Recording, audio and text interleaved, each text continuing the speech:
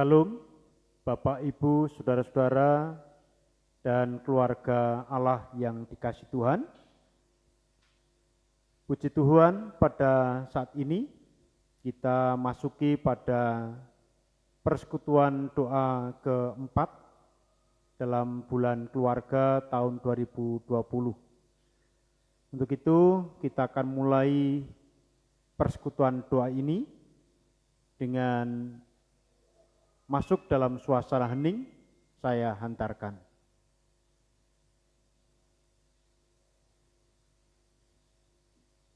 Pertolongan kita adalah di dalam nama Tuhan yang menciptakan langit dan bumi. Kasih karunia dan damai sejahtera dari Allah Bapa kita dan Tuhan Yesus Kristus ada pada saudara sekalian. Amin. Bapak, Ibu, saudara-saudaraku yang terkasih di dalam Tuhan Yesus Kristus, juga keluarga-keluarga Allah yang berbahagia, mari kita memulai persekutuan ini dengan memuji nama Tuhan dari Kidung Jemaat 457 bait yang pertama dan yang keempat. Ya Tuhan, tiap jam.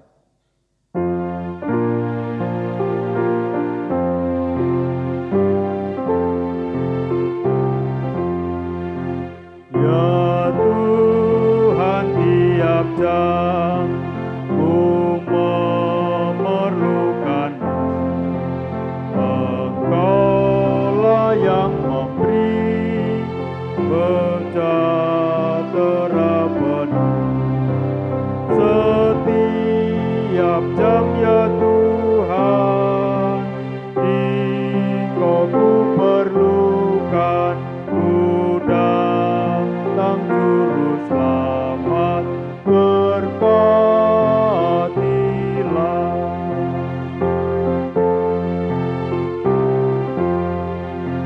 Ya Tuhan, tiap jam ajarkan maksud-Mu, beri janji-Mu genap di dalam hidupku. Setiap jam ya Tuhan, Engkau ku perlukan, ku datang juru selamat, berkatilah.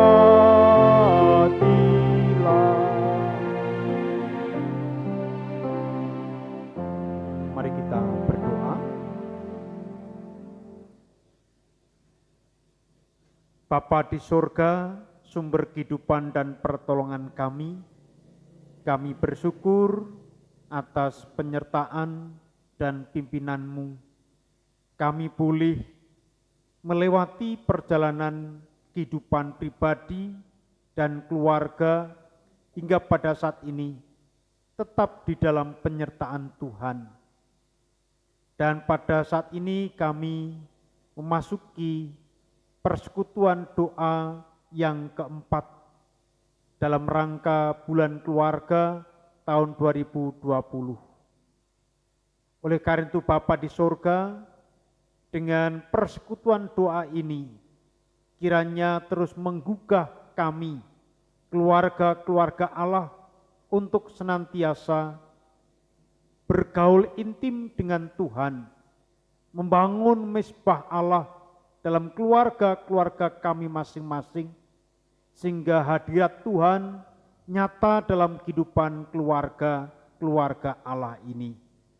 Yang akhirnya Tuhan, keluarga-keluarga Allah ini mampu menjadi sarana menyalurkan berkat Tuhan, yaitu cinta kasih Tuhan Yesus Kristus kepada orang-orang yang ada di sekitarnya.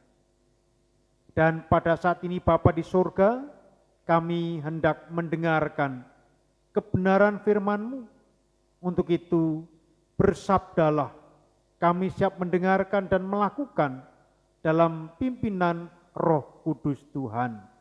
Dalam nama Tuhan Yesus Kristus kami berdoa dan mengucap syukur. Amin.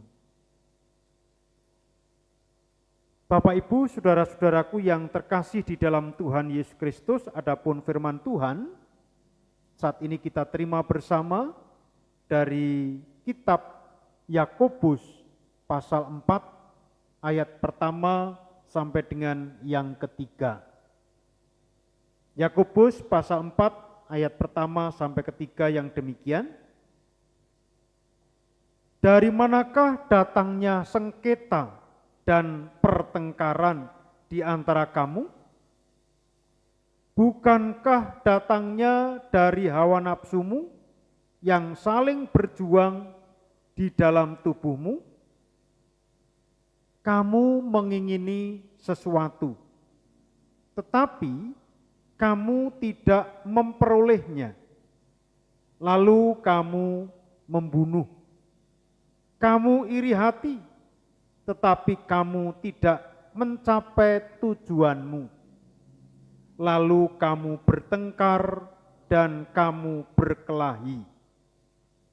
Kamu tidak memperoleh apa-apa karena kamu tidak berdoa. Atau kamu berdoa juga, tetapi kamu tidak menerima apa-apa karena kamu salah berdoa, sebab yang kamu minta itu hendak kamu habiskan untuk memuaskan hawa nafsumu. Demikian sabda Tuhan. Yang berbahagia setiap kita yang mendengarkan firman Tuhan dan yang terus memelihara dan melakukan dalam hidup sehari-hari. Amin. Bapak, Ibu, saudara-saudara, dan keluarga-keluarga Allah yang dikasihi oleh Tuhan Yesus Kristus, tema renungan pada persekutuan doa keempat ini adalah jari-jari yang berdoa. Jari-jari yang berdoa. Bapak, Ibu, saudara-saudaraku yang terkasih di dalam Tuhan Yesus Kristus, penulis kitab Yakobus mengingatkan betapa bahayanya hawa nafsu pada ayat yang pertama tadi. Mengapa hawa nafsu itu berbahaya? Karena hawa nafsu orang bersengketa, bertengkar, berkelahi.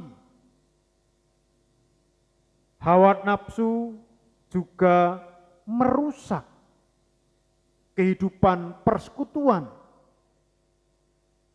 baik dalam keluarga, dalam bergereja, dan bahkan di tengah masyarakat. Karena hawa nafsu, ada orang tidak lagi mau berdoa. Mengapa demikian?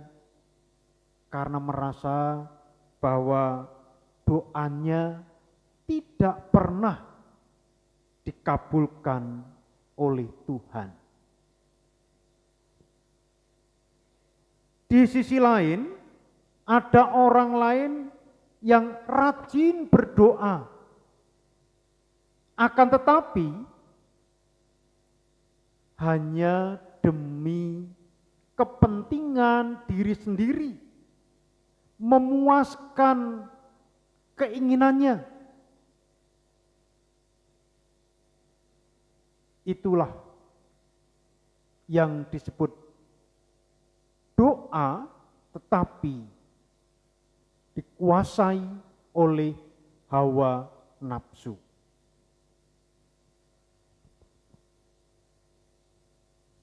Pada minggu kemarin, dalam persekutuan doa yang ketiga, Umat diajar, umat diingatkan tentang bagaimana pribadi-pribadi umat Allah, keluarga-keluarga Allah, tekun di dalam doa. Karena doa menjadi sarana yang penting, sarana sentral dalam kita menjalin komunikasi dengan Tuhan. Dalam kita membangun keakraban dengan Tuhan, yaitu melalui doa. Nah, pada saat ini, di persekutuan doa yang keempat, umat mesti ingat bahwa doa harus berpusat kepada Tuhan, bukan kepada diri sendiri. Demikian pula doa bukan berpusat pada kesenangan atau kepuasan keinginan kita. Yakobus 4 ayat 3 tadi menegaskan, atau kamu berdoa juga, tetapi kamu tidak menerima apa-apa, karena kamu salah berdoa. Sebab yang kamu minta itu hendak kamu habiskan untuk memuaskan hawa nafsumu. Dengan tegas, penulis kitab Yakobus berkata bahwa kita kerap tidak mendapatkan atau menerima jawaban doa karena kita salah berdoa. Yang dimaksud salah berdoa dalam konteks ini adalah doa yang disampaikan karena kita hendak memuaskan hawa nafsu dan keinginan kita sendiri. Dengan kata lain, yang menjadi fokus, yang menjadi pusatnya bukan Tuhan, tetapi diri kita sendiri. Maka itu disebut oleh penulis kitab Yakobus, doamu salah.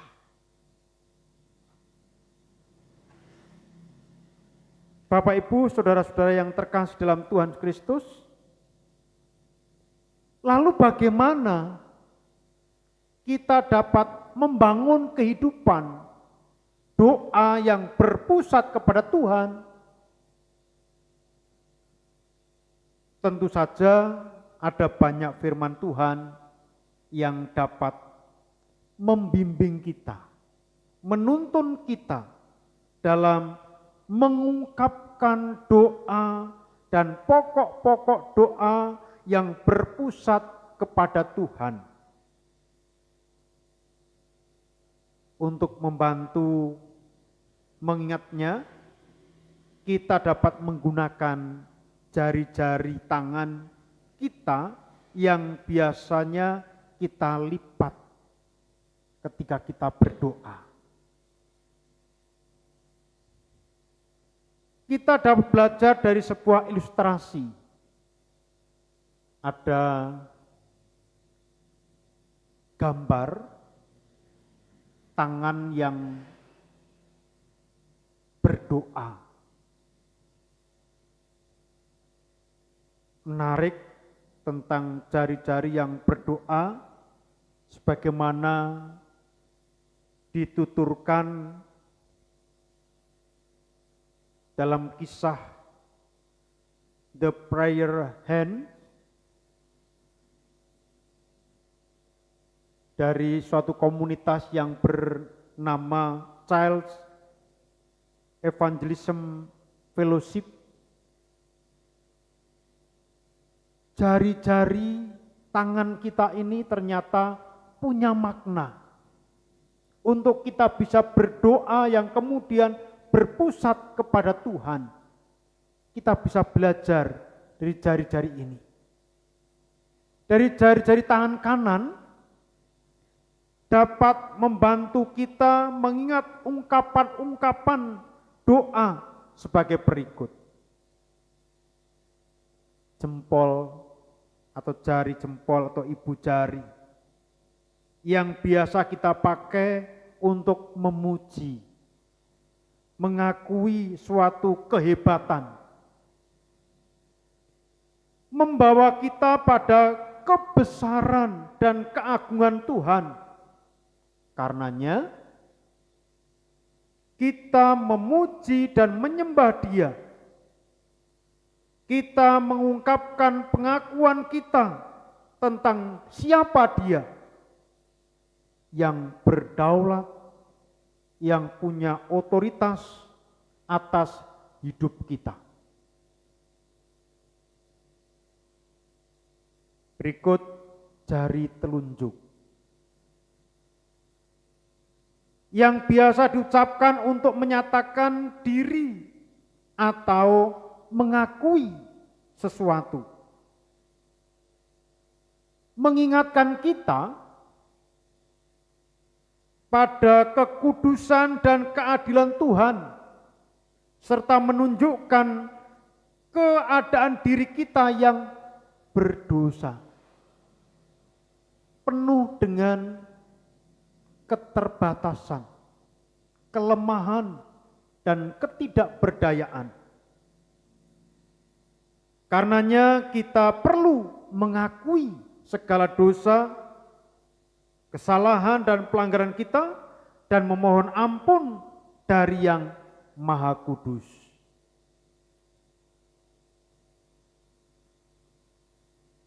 Berikutnya jari tengah. Jari yang paling tinggi ini mengungkapkan kebaikan dan kemurahan Tuhan.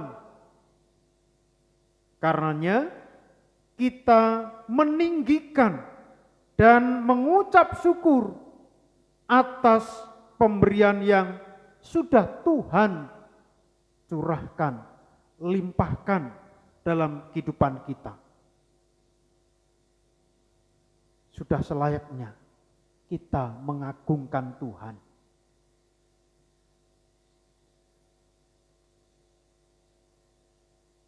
Kemudian jari manis,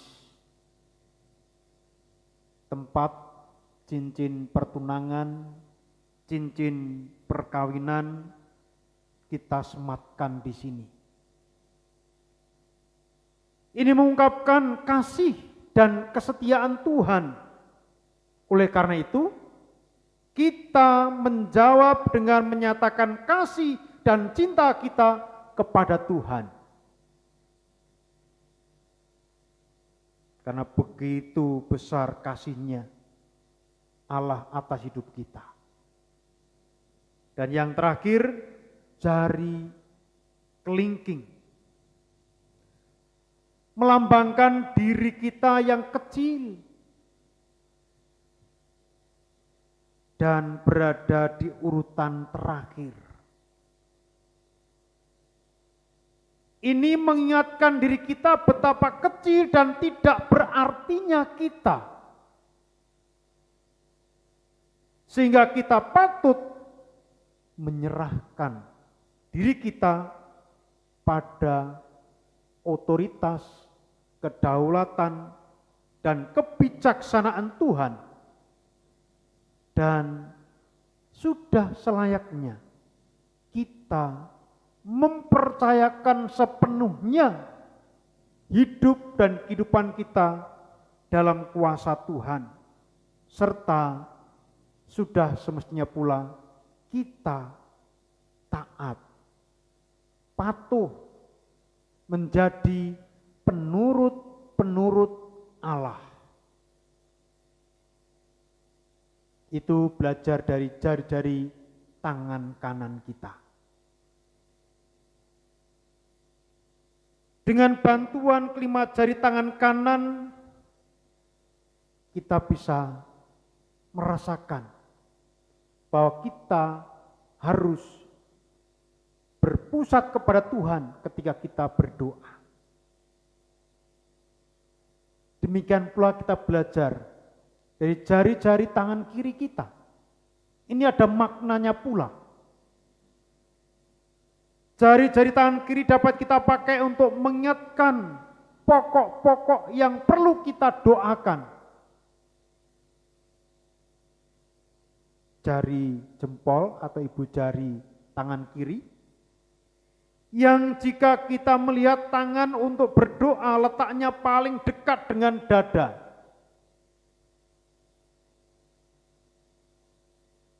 Biasanya tangan kiri, jempol tangan kiri ini dekat dengan dada.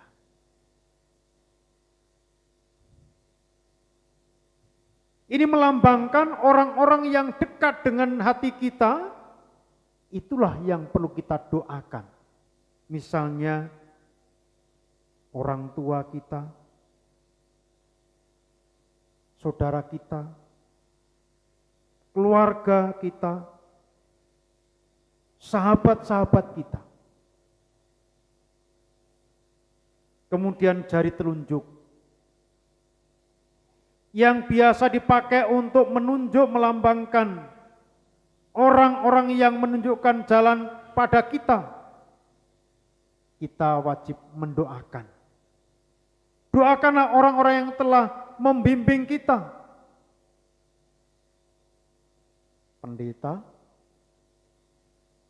pembimbing rohani, guru-guru kita, orang-orang yang menjadi tokoh, yang menjadi panutan, yang memberi nasihat, wejangan, saran. Mari kita doakan mereka. Kemudian jari tengah di tangan kiri kita, yang paling tinggi melambangkan orang-orang yang berotoritas atas kita. Doakanlah orang-orang yang dipercaya oleh Tuhan untuk menjadi pemimpin dalam hidup kita. Pemerintah kita, presiden, wakil presiden, gubernur, bupati, wali kota, dan orang-orang yang menjadi pemimpin-pemimpin di lingkungan kita, yang dipercaya meskipun berbeda keyakinan sekalipun, kita tetap mendoakan mereka. Karena mereka dipakai oleh Tuhan demi sejahteranya kehidupan bersama. Termasuk juga bagi Bapak Ibu, saudara-saudara di suatu instansi baik pemerintah maupun swasta, doakanlah atasan Bapak Ibu saudara-saudara, supaya mereka pun juga mengerti akan keberadaan Bapak Ibu saudara. Nah, mereka juga dipakai oleh Tuhan. Kemudian jari manis yang paling sulit diangkat tatkala telapak tangan kita menapak pada bidang datar. Coba nanti dipraktekkan ketika menapak di bidang datar, jari mana yang tidak bisa diangkat? Pasti jari manis ini. Ini melambangkan orang-orang lemah yang perlu mendapat topangan, yang perlu mendapat dukungan. Maka doakanlah orang-orang yang sedang mengalami pergumulan dan kelemahan. Orang-orang yang belum percaya, orang yang sedang dalam beban ekonomi, orang yang mengalami persoalan dalam keluarganya, mereka yang terbaring sakit, dan sebagainya. Yang terakhir, jari kelingking. Sebagai jari terkecil dan terakhir melambangkan diri kita yang kecil dan membutuhkan dorongan serta penyertaan Tuhan untuk terus-menerus bertumbuh, yang meliputi pertumbuhan iman, karakter, kebutuhan kepribadian. Mari kita terus doakan diri kita. Kita mohon karena kita sebagai orang yang tidak berdaya tadi, supaya kita diberi kekuatan. Nah, Bapak Ibu, saudara-saudaraku yang terkasih dalam Tuhan Yesus Kristus, dengan bantuan kelima jari tangan kanan dan kiri ini, doa-doa kita akan mencakup pokok-pokok doa yang cukup menyeluruh dan mengungkapkan doa yang makin berpusat kepada Tuhan. Tuhan memang tidak mengharuskan kepada kita berdoa dengan tangan dilipat. Bisa berdoa dengan tengadah, bisa berdoa dengan ngapurancang, bisa berdoa dengan seperti menyembah. Tidak ada suatu keharusan, harus tangan dilipat. Kita juga bisa menjadikan tangan kanan dan tangan kiri kita ini yang pasti untuk menyembah dan kita bisa menikmati hadirat Tuhan. Namun demikian kita juga tidak ingin menjadikan tangan terlipat sebagai Tuhan. Maksudnya terpaku bahwa kalau berdoa harus begini, harus begini, harus begini. Tidak. Silahkan bagaimana kita bisa merasakan hadirat Tuhan. Namun ketika melipat tangan kita untuk berdoa, ingatlah bahwa begitu banyak hal yang perlu kita doakan dengan rendah hati.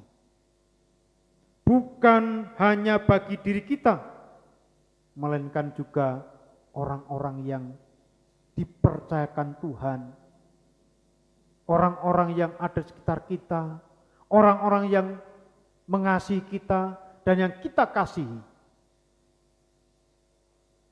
Marilah kita berdoa dengan sungguh-sungguh sambil mengingat, biarlah kehendak Tuhan yang terjadi, bukan kehendak kita. Selamat menghayati dalam berdoa yang sesungguhnya.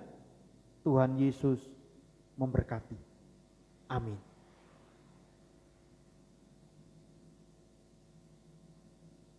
Bapak, Ibu, saudara-saudaraku yang terkasih di dalam Tuhan Yesus Kristus, mari kita hening sejenak, kita merenungkan firman Tuhan ini, dan nanti kita lanjutkan dalam doa syukur dan syafaat. Saya hantarkan.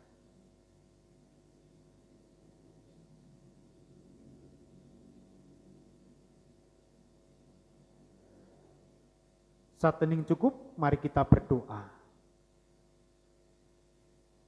Bapa di surga, terpujilah Engkau kekal selamanya. Engkau yang berkuasa di surga dan di bumi. Engkau yang mengatur segala masa. Engkau yang berotoritas atas hidup kami umat manusia. Saat ini kami mengucap syukur kepadamu, ya Bapa di surga, atas pembelajaran yang Kau berikan kepada kami, bagaimana kami harus berdoa, yaitu supaya senantiasa berpusat kepada Tuhan dan menyerahkan sepenuhnya apa yang kami doakan dalam kuasa dan otoritas kebijaksanaan Tuhan, sehingga yang terjadi bukan keinginan, kemauan kami, tetapi kehendak Tuhan semata. Bapa, ampuni kami apabila selama ini kami juga berdoa namun masih mengutamakan diri sendiri, masih berpusat pada pemuasan keinginan, dan doa-doa kami dikuasai oleh hawa nafsu. Tuhan, ampunilah kami. Bapa di surga, selanjutnya kami menyerahkan setiap keluarga Kristen milik Tuhan. Engkau yang terus senantiasa menaungi dengan rahmat-Mu. Meskipun bulan keluarga akan kami lewati, namun makna penghayatan kehidupan berkeluarga tidak akan pernah berhenti. Biarlah dengan menghayati kehidupan berkeluarga ini, setiap keluarga benar-benar mampu merawat kehidupan berkeluarganya untuk seturut dengan kehendak-Mu. Hidup saling menopang, saling mendukung, saling mengasihi, saling mendoakan. Sehingga keluarga-keluarga Kristen milik Tuhan ini mampu menjadi teladan dan bahkan saluran berkat dan dapat memancarkan cinta kasih Tuhan kepada keluarga-keluarga di sekitarnya. Mampukan pula masing-masing anggota keluarga dapat menempatkan dirinya sesuai dengan posisi dan juga kedudukannya. Namun demikian, tetap ada kerjasama, bahu-membahu, dan juga menghormati pendapat, usul, saran dari siapapun. Sehingga akan tercipta kehidupan yang harmonis, demokratis, dan damai sejahtera. Tuhan Bapa di surga, ampuni dosa dan salah bila mana dalam kami mendengarkan firman-Mu ada dosa yang terselip. Hanya dalam nama Tuhan Yesus Kristus kami berdoa dan mengucap syukur. Amin. Mari kita akhiri dengan memuji nama Tuhan dari Kidung Jemaat 460 ayat 1 dan 2. Jika jiwaku berdoa.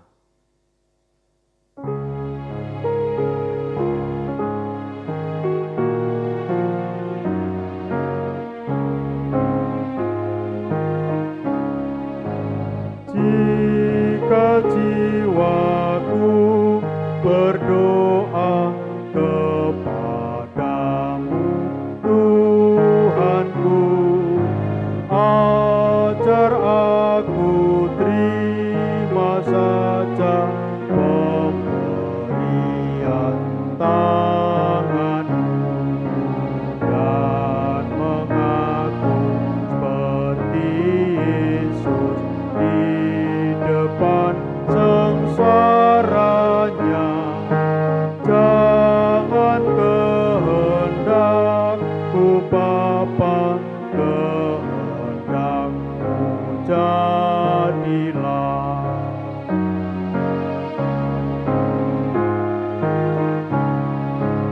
Apa juga yang kau timbang baik untuk hidupku, biar aku pun setuju dengan maksud